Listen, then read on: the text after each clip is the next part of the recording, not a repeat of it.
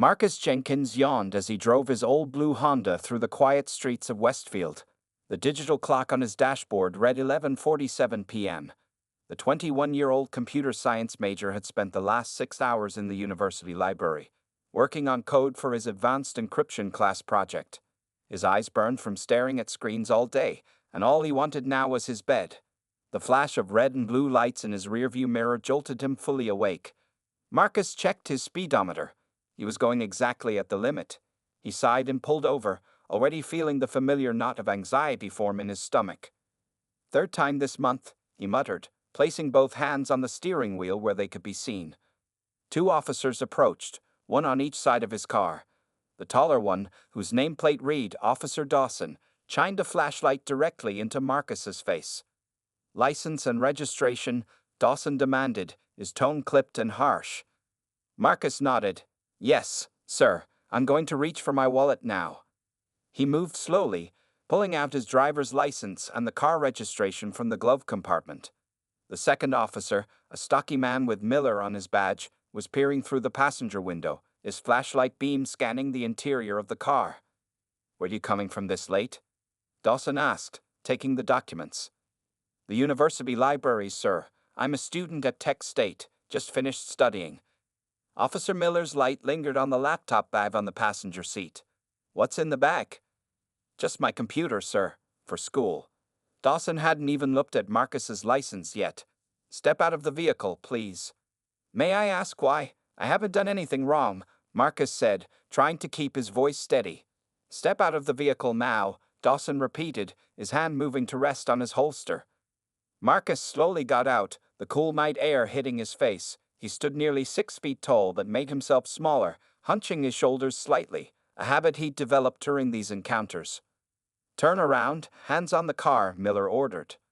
Marcus complied, feeling the rough hands pat him down.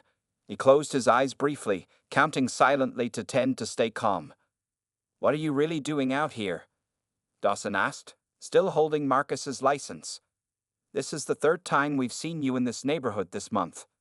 "I told you, I'm a student. I live in the apartments on Elm Street. I'm just going home from the library." Officer Miller walked around to the passenger side and opened the door without asking permission. He picked up Marcus's laptop bag. "Pretty nice equipment for a student," he commented, unzipping the bag to look inside at the sleek black laptop. "How'd you afford this?" Marcus took a deep breath. "I have a scholarship, and I work part-time at the university department." Dawson finally looked at the license. "Tech State, huh? Computer science?" His tone suggested disbelief. "Yes, sir, I'm in my junior year." The officers exchanged a look that Marcus couldn't read. Miller continued examining the laptop while Dawson called in Marcus's information on his radio. 20 minutes passed with Marcus still standing with his hands on his car. Other vehicles occasionally drove by, slowing to look at the scene. Each time, Marcus felt a wave of shame and anger wash over him. Finally, Dawson handed back his license. "You're free to go, but you should know, we keep an eye on this neighborhood. Lot of drug activity around here." Marcus nodded silently, taking his license and waiting for Miller to put his laptop back in the bag. As he drove away, hands slightly shaking on the steering wheel, Marcus glanced in his rearview mirror at the police car still sitting there with its lights on. He didn't know it yet, but these routine stops were about to connect him to something much bigger than local police harassment. Marcus threw his backpack on the couch and collapsed next to it, the frustration of another police stop still fresh in his mind. His roommate Jordan looked up from his textbook, immediately noticing Marcus's tired expression. "Let me guess. Cops again?" Jordan asked, closing his book. Marcus nodded. "Third time this month. Same officers too, Dawson and Miller. They went through my laptop bag this time." Jordan shook his head in disgust. "Man, this is getting ridiculous. You need to file a complaint." "And then what?" "Make myself an even bigger target." Marcus walked to their small kitchen and grabbed a bottle of water from the fridge. "You know how these things go. Nothing ever happens to the officers, but the person who complains somehow gets stopped even more." The apartment they shared was modest but clean, located in a neighborhood bordering Tech State University. Marcus had decorated his side with computer parts, tech posters, and family photos from Atlanta, where his parents and younger sister still lived. I'm just trying to get my degree without trouble, Marcus said, dropping into the chair at his desk. He opened his laptop, a custom-built machine that looked ordinary from the outside but contained special modifications that few would recognize. Jordan watched his roommate's face with concern. They had been friends since freshman year when they were randomly assigned as roommates. You know, Jordan said carefully, my cousin's a lawyer. She specializes in civil rights cases. Maybe you should talk to her. Marcus shook his head. Not yet. I need to be smart about this. His phone buzzed with a text from Professor Williams. Need to see you tomorrow about your project. Very impressive work. At least someone recognized his talents. Marcus was one of the top students in the computer science department, maintaining a 3.9 GPA while working part-time at the university's help desk. His professors often commented that his understanding of network security systems was beyond graduate-level work. What no one at school knew, not even Jordan, was that Marcus's skills extended far beyond what he showed in class. Across town in the regional FBI office, Agent Diana Chen pinned another document to the large evidence board labeled Phantom. The board was covered with printouts, maps, and red string connecting various cyber incidents that had occurred over the past 18 months. We've got another breach, she told her partner, Agent Rodriguez. Defense Department contractor, last night around 2 a.m. Same signature as the others, in and out with no traces except for the data that was extracted. Rodriguez whistled. What did they get this time? Financial records from Global Tech Defense Systems. Looks like accounting files, payment records, that sort of thing. Jen pushed her dark hair behind her ears and studied the map. I've been mapping the server access points. If my theory is correct, our hacker works within this radius. She circled an area with her finger that included Tech State University and surrounding neighborhoods. That's still thousands of people, Rodriguez pointed out. Yes, but I'm building a profile. Based on the code style and timing of attacks, we're looking for someone highly educated in computer science, probably male, between 19 and 25, with a strong moral compass. Rodriguez raised an eyebrow. Moral compass? This person has hacked into 6 government systems. Yes, but they've never damaged anything or sold the information. They're exposing things. The military contractor fraud last year, the illegal surveillance program in March. They're a hacktivist, not a criminal for profit. She pinned a final note to the board. Whoever Phantom is, they're not just skilled, they're brilliant. And they're right in our backyard. Back in his apartment, Marcus waited until Jordan went to sleep. Then he pulled out a special external drive from a hidden compartment in his desk. His fingers flew across the keyboard as he accessed an encrypted partition that contained the files he had extracted from Global Tech Defense. He was close to uncovering exactly how the company was diverting government funds, and he wouldn't let some biased local cops discourage him from exposing the truth.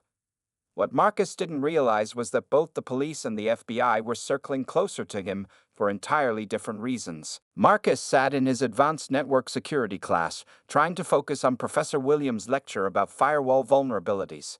But his mind kept drifting back to last night, his 4th police stop in 5 weeks.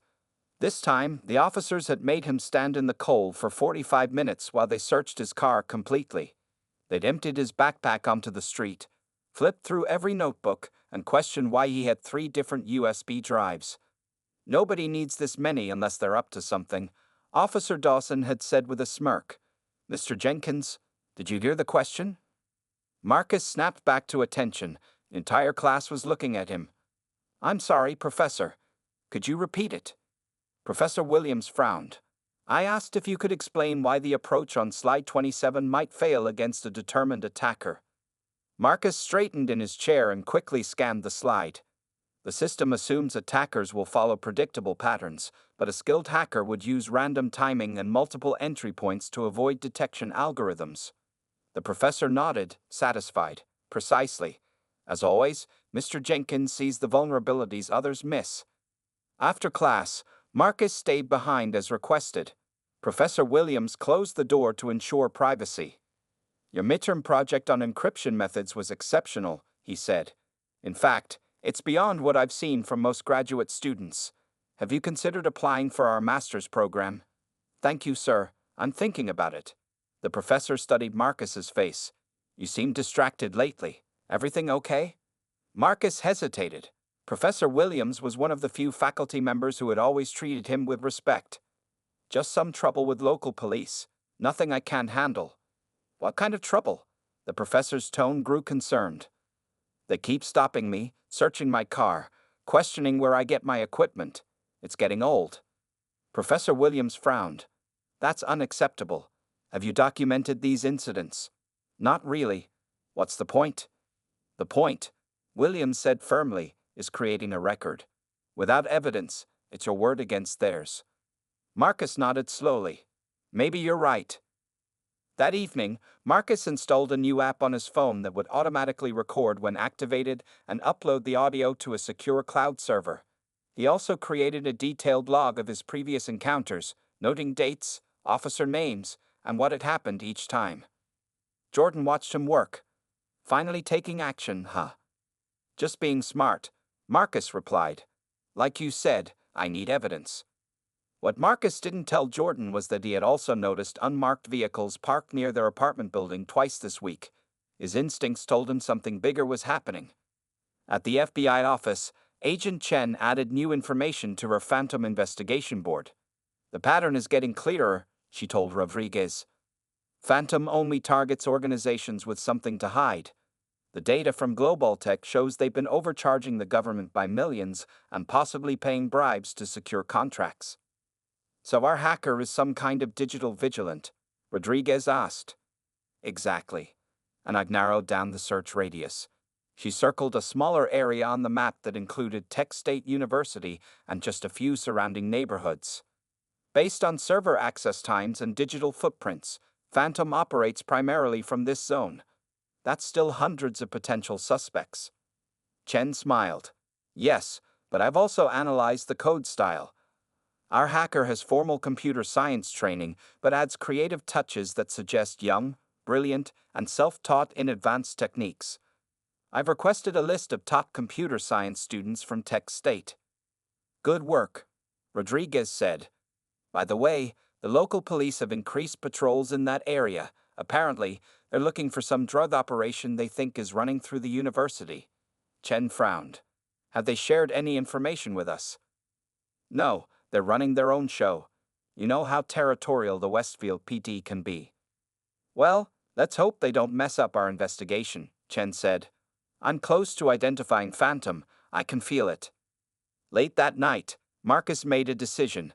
He would continue his work exposing Global Tech's corruption, but first, he needed to understand why the police were targeting him so aggressively. Using skills he never showed in class, he carefully accessed the Westfield Police Department's secure database. What he found made his blood run cold. There was an active profile for tech-savvy drug dealers operating near campus, with a description that matched him perfectly. Someone had put him on their radar deliberately. What Marcus didn't realize was that by accessing the police database, he had just left a digital fingerprint that would soon bring Agent Chen right to his door. The campus coffee shop buzzed with afternoon activity as Marcus typed rapidly on his laptop. To anyone watching, he appeared to be just another student working on assignments. But beneath the ordinary document visible on his screen, a hidden window displayed code that would make most cybersecurity experts stare in amazement. Mind if I join you? Jordan asked, setting down his backpack. Marcus quickly switched to his homework screen. Sure. Jordan slid into the seat across from him. You got stopped again last night, didn't you? I heard you come in late. Yeah, 2 new officers this time. They said they received reports of suspicious activity in the area. Marcus kept his voice low. But get this, I checked the police database. They got a profile for drug dealers using tech equipment to run their operation. Somehow, I fit their description perfectly. You hacked the police database. Jordan whispered, eyes wide. Are you crazy? I was careful, Marcus said. I needed to know why this keeps happening. What Marcus didn't tell his roommate was what else he had discovered. An FBI alert to local police about increased cybercrime activity, possibly connected to the university. The alert didn't mention Phantom by name, but Marcus recognized the description of his own digital fingerprints. That evening, Marcus sat in his advanced encryption class, only half listening to the lecture. His professor was explaining concepts Marcus had mastered years ago. Instead, his mind worked on the global tech problem. He had discovered that the company was not only overcharging the government but also selling weapons technology to countries under international sanctions. The evidence was hidden in accounting files disguised as routine business expenses. Marcus had the proof. He just needed to package it properly before exposing it. His phone vibrated with a text from an unknown number. "We need to talk about your police problem. Campus library, 3rd floor, 8 p.m. Come alone." Marcus stared at the message. Who could know about his situation? He ran through the possibilities in his mind. It could be a trap, but his curiosity was too strong to ignore. At 7:55 p.m., Marcus cautiously entered the library's 3rd floor, which housed rarely used government documents. The area was nearly empty. In the back corner, a woman in her mid-30s with short dark hair sat reading. She wore jeans and a simple black jacket, not a student, but not dressed like a cop either. As Marcus approached, she closed her book without looking up. "You're being watched by more than just local police, Mr. Jenkins." "Who are you?" Marcus asked, remaining standing. "Someone who knows you're skilled enough to access the police database without leaving traces." "Almost without leaving traces," she corrected herself. "My name is Lisa. I work for a civil rights organization that monitors police profiling cases." Marcus studied her face, trying to decide if she was telling the truth. "How did you find me?" "We have sources in the department. Your name has come up repeatedly in their reports. They're using a federal grant to target what they call tech-enabled drug operations. In practice, they're disproportionately stopping young black men with expensive electronics." "So I'm just caught in racist policing." "Great." Marcus sat down across from her. Lisa leaned forward. "It's more complicated. There's an FBI cybercrime investigation happening simultaneously. The local police are messing it up with their profiling." Marcus kept his face neutral. "What does that have to do with me?" "Maybe nothing. Maybe everything." Lisa slid a card across the table. "If you're being harassed, we can help. But be careful. Someone is watching your digital activities too. The FBI has been asking questions at the university about top computer science students." After she left, Marcus examined the card. It seemed legitimate, but you would need to verify her story. If the FBI was indeed closing in on him, he needed to be more careful than ever. That night, Marcus made a decision. He would accelerate his plan to expose global tech. But first, he needed to understand exactly what the FBI knew and how close they were to connecting Phantom to Marcus Jenkins, Tech State student. What he didn't know was that Agent Chen had already added his name to her shortlist of potential suspects. The university auditorium filled quickly as students and faculty gathered for the special cybersecurity symposium. Marcus arrived early, choosing a seat near the back where he could observe everyone.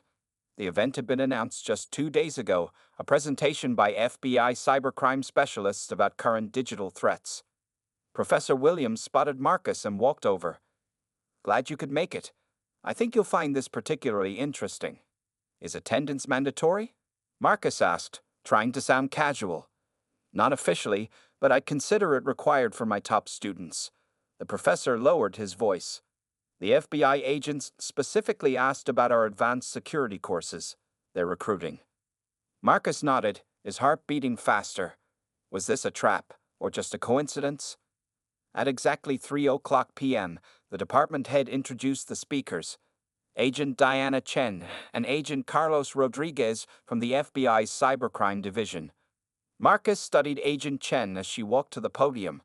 She was younger than he expected, perhaps mid-30s, with an intense focus in her eyes. "Thank you for having us," she began. "Today we'll discuss one of the most sophisticated cyber criminals we've encountered in the past decade." The screen behind her displayed a simple logo, a ghostly figure made of binary code. Marcus recognized it immediately because he had designed it himself. "This is the calling card of a hacker known as Phantom," Agent Chen continued. "Over the past 18 months, Phantom has breached government systems, defense contractors, and corporate networks with extraordinary skill." Marcus kept his face carefully neutral as Chen detailed several of his hacks, including the Department of Defense breach and the Global Tech infiltration. She was impressively accurate about his methods, but she missed several key techniques. "What makes Phantom unusual?" Chen explained, is the motivation. Unlike typical hackers seeking financial gain or chaos, Phantom appears to target institutions hiding corrupt practices. The stolen data often exposes illegal activity by the very organizations that were breached. Rodriguez took over. We believe Phantom may be local to this region, possibly connected to the academic community. A student raised her hand. So is Phantom a criminal or a whistleblower? Chen smiled slightly. The methods are criminal. The motivation appears more complex. Marcus resisted the urge to ask questions, though his mind raced with them. How close were they really? What evidence led them to tech state? After the presentation, students crowded around the agents. Marcus hung back, observing. To his surprise, Chen looked directly at him several times. When the crowd thinned, she approached. You didn't ask any questions, she said. Not interested in cybercrime.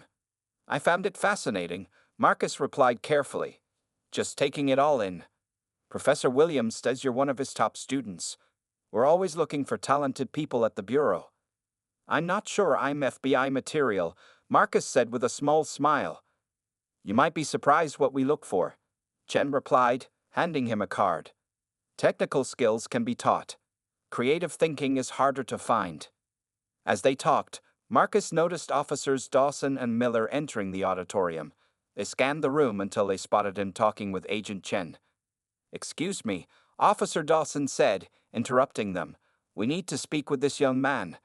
Chen looked surprised. Is there a problem, officers? Just some ongoing questions about suspicious activity, Miller replied. We've had this individual on our radar for some time. Marcus saw Chen's expression change slightly as she looked between him and the officers. I'm sorry, what exactly is the nature of your investigation? She asked the officers. That's police business, Dawson said firmly. We need to take him in for questioning now.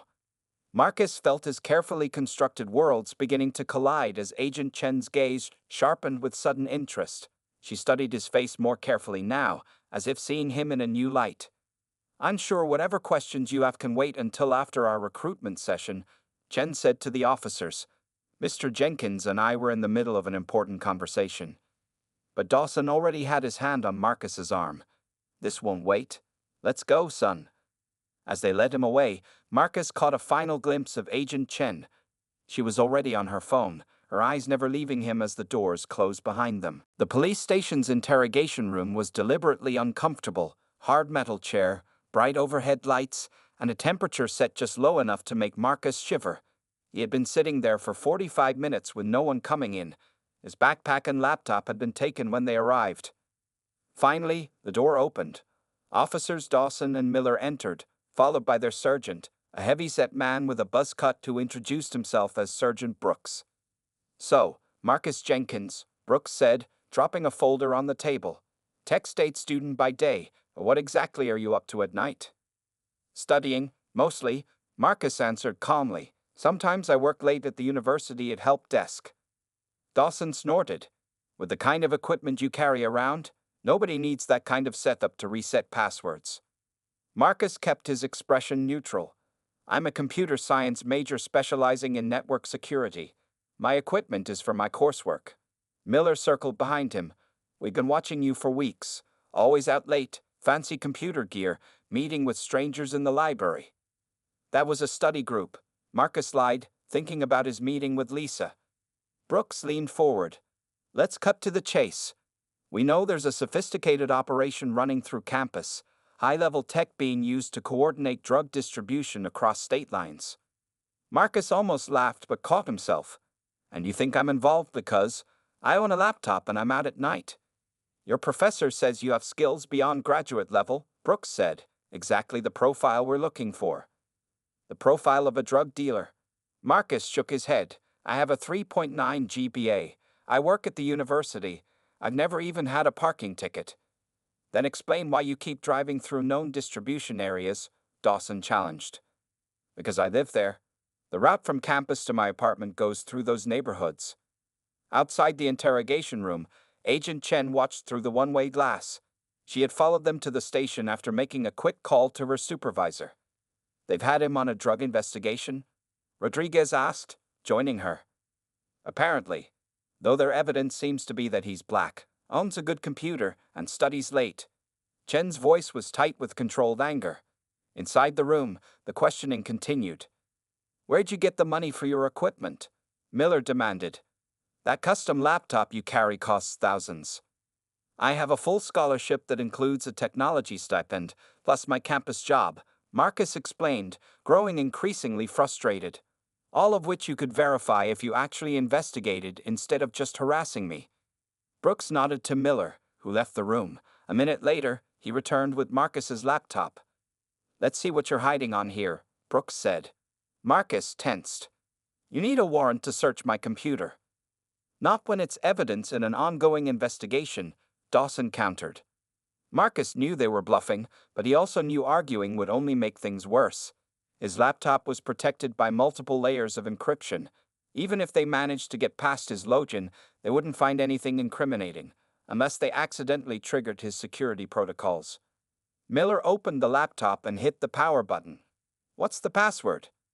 I don't have to give you that, Marcus said firmly. Suspicious behavior, Brooks noted. What are you hiding, son? As they argued, Agent Chen's interest grew. The officers were conducting an improper investigation, but something about Marcus's reactions caught her attention. He wasn't just annoyed. He was carefully measuring every word, watching the laptop with intense focus. When Miller tried to force a system reset, Marcus visibly tensed. I wouldn't do that if, he started to say. Too late. The officer's forced reboot triggered an automatic security protocol. The screen flashed blue, then displayed rapidly scrolling code. Suddenly, it stabilized, showing a file directory that Chen recognized immediately. It was from the FBI's Phantom case, including details that had never been made public. The room fell silent. What the hell is this? Brooks demanded, staring at the screen. Chen pushed open the door and strode into the interrogation room, badge already in hand. FBI, step away from that computer immediately, she ordered. And officers, I need a word with your suspect. Alone. The officers' faces showed confusion as Agent Chen ordered them out of the interrogation room. Sergeant Brooks tried to protest, but Chen cut him off. This is now a federal matter, she said firmly. I'll discuss jurisdictional concerns with your captain later. After a moment of tense silence, the three officers reluctantly left the room. Rodriguez positioned himself outside the door to ensure privacy. Chen turned to Marcus, who sat perfectly still, his eyes fixed on the laptop screen still displaying FBI case files. The security protocol had been triggered, revealing exactly what he had hoped to keep hidden. Marcus Jenkins, Chen said, sitting across from him. Computer science major, 3.9 GPA, university department employee. She paused. And apparently, the hacker known as Phantom. Marcus remained silent, calculating his options. Your security system is impressive, Chen continued, nodding toward the laptop. Designed to reveal select FBI files if anyone tries to force access, files that only Phantom would have. A clever trap, but it just confirmed what I suspected at the symposium. What happens now?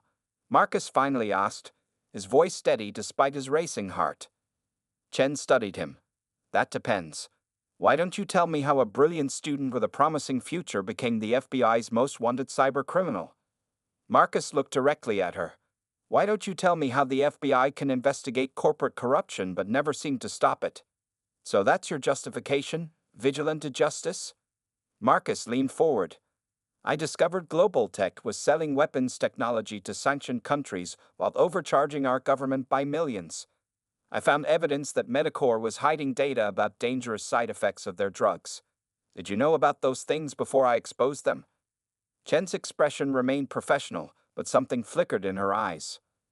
The law doesn't work by having citizens break into secure systems, she said. Sometimes it doesn't work at all, Marcus countered. Not for everyone. Chen glanced at the officers visible through the glass. Like with those cops who've been harassing you based on nothing but racial profiling? Marcus didn't answer, but his silence was confirmation enough. Chen sighed and closed the laptop. You're in serious trouble, Marcus. Unauthorized access to government systems carries a minimum 10-year sentence. I never damaged anything, Marcus said. I never stole personal information or used what I found for personal gain. That might help at sentencing, but not much, Chen replied. Then she lowered her voice. Unless we can find another approach. Marcus raised an eyebrow. What kind of approach? The kind where your talents could be useful to us. Chen leaned closer. The global tech case you were working on. We've been investigating them too, but couldn't access their encrypted financial records. The evidence is on my secure server, Marcus said cautiously. I was planning to release it anonymously next week. And the pattern continues. Chen nodded. Using illegal means to achieve what you see as justice. Marcus looked down at his hands. When the system fails people who look like me, sometimes you have to work outside it. Chen was quiet for a moment. What if you could work inside the system to change it? Before Marcus could respond, the door burst open. The police captain entered, his face red with anger. Agent Chen, this department has been investigating a major drug operation for months. You can't just walk in and take over our suspect. Chen stood. Captain, your officers have been harassing an innocent student based on racial profiling. There is no drug operation connection here. Then why is he in our system as a person of interest? The captain demanded. That's a good question, Chen said coldly. One that will be addressed in the federal investigation I'm opening into your department's profiling practices. She turned to Marcus. Mr. Jenkins, you're coming with us. The FBI has some questions about your cybersecurity expertise. As Chen led Marcus out, the officers who had stopped him repeatedly watched in shock. Marcus kept his head high, feeling a strange mix of fear and vindication. What happens now? He asked quietly as they walked toward the FBI vehicle. Now, Chen replied, we have a long conversation about your future, Phantom. 3 months had passed since the night at the police station. Marcus sat in a small conference room at the FBI regional office, typing code on a new laptop, one issued by the Bureau with special security clearances. Agent Chen entered with 2 cups of coffee and placed one in front of him. The global tech case is officially going to trial, she announced. Your evidence combined with our investigation gave the prosecutors everything they needed. The CEO and 3 board members were arrested this morning. Marcus nodded, allowing himself a small smile. What about the weapons technology they sold overseas? That's being handled by a different division, but I'm told there will be additional charges. Chen took a seat across from him. Your work on this was essential. It still felt strange to Marcus, working with the FBI instead of hiding from them. After his arrest, Chen had offered him an unusual deal. Instead of prison, you would work as a consultant, helping them strengthen government systems and assisting with complex cyber investigations. How's the police department investigation going? Marcus asked. Chen's expression hardened. The Department of Justice found clear evidence of racial profiling. Captain Reynolds has been placed on administrative leave, and officers Dawson and Miller are facing disciplinary action. The entire department is being restructured with new training protocols. Marcus thought about all the times he had been pulled over, searched, and questioned for simply existing in his own neighborhood. The justice felt incomplete but significant. Your testimony about your experiences was powerful, Chen added. It made a difference. A knock at the door interrupted them. Rodriguez entered with a young man in a suit. The director wants to see you both. And this is Kevin from legal with the final paperwork. Marcus followed them to the elevator. The agreement he was about to sign would formalize his unusual position, neither a free man nor a prisoner, but something in between. The charges against him would be suspended as long as he continued to work with the FBI. You know, Chen said as they rode up, when this arrangement ends in 2 years, there might be a place for you here. Officially. Marcus raised an eyebrow. An FBI agent? We need people who understand both sides of the system.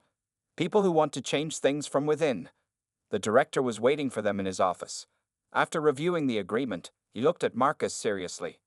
Mr. Jenkins, I want to be clear. What you did was criminal, regardless of your intentions. But your skills are exceptional, and your perspective is valuable. Don't waste this opportunity. Marcus signed the papers, feeling the weight of his decision. He wasn't sure if this was victory or compromise. 6 months later, Marcus walked across the Tech State campus with Professor Williams. He had been allowed to complete his degree while working for the FBI 3 days a week. I still can't believe the whole story, Williams said. You being Phantom, the police harassment, all of it. Sometimes I can't believe it either, Marcus admitted. His phone buzzed with a text from Chen. Westfield PD implementing new anti-profiling system today. Your input made it happen. As they passed the campus security office, Marcus noticed a poster announcing new police conduct training designed specifically to address racial bias. The program had been developed with input from community members who had experienced profiling, including Marcus's documented cases. You know what the strangest part is? Marcus said to his professor. I started hacking because I felt powerless against systems that were designed to work against people like me. Now I'm helping redesign those same systems. Williams smiled. Sometimes you have to break something to understand how to fix it properly. That evening, Marcus sat in the FBI tech lab, testing vulnerabilities in a government database. On another screen, he monitored the implementation of the new police protocols in Westfield. His worlds had collided, but from the wreckage, something new was emerging. The door opened and Chen walked in with a case file, ready for something challenging. There's another corporation hiding some dirty secrets. Always, Marcus replied, turning to his computer. He was still finding his way between two identities, the brilliant student who had become a notorious hacker, and the consultant who was now helping change the systems he once attacked. It wasn't perfect justice, but it was a beginning.